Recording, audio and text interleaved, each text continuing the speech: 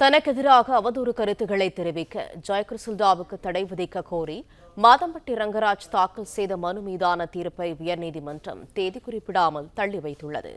இது தொடர்பான கூடுதல் தகவல்களை தருகிறார் எமது செய்தியாளர் ஆனந்த். முழு விவரங்கள் என்ன? வணக்கம். தன்னை திருமணம் செய்து கொண்டு ஏமாற்றி விட்டதாக சமையல் கலைஞர் மாதம்பட்டி ரங்கராஜுக்கு எதிராக ஆடை வடிவமைப்பாளர் ஜாய் கிறிஸ்டிலா காவல்துறையில் புகார் அளித்திருந்தார்.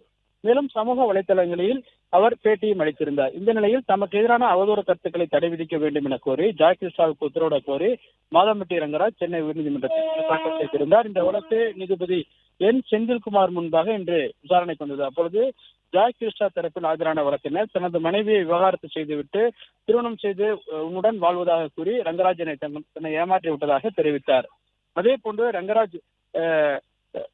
ரங்கராஜுக்கு எதிராக மகளிர் ஆணையம் உத்தரவு பிறப்பித்தும் காவல்துறை எந்த நடவடிக்கையும் எடுக்கவில்லை எனவும் அவர் தரப்பில் வாதிடப்பட்டது. மாதம்பட்டி ரங்கராஜ் தரப்பில் ஆஜரான வழக்கறிஞர் ஜாய் கிறிஸ்டாவுக்கு பிறந்த குழந்தை DNA பரிசோதனை மேற்கொண்டு வேண்டும் எனவும் DNA பரிசோதனையில் தந்தை தான் என தெரிய வந்தால் அந்த குழந்தையின் ஆயுள் முழுவதும் தான் கவனிக்க தயாராக இருப்பதாகவும் தெரிவித்தார்.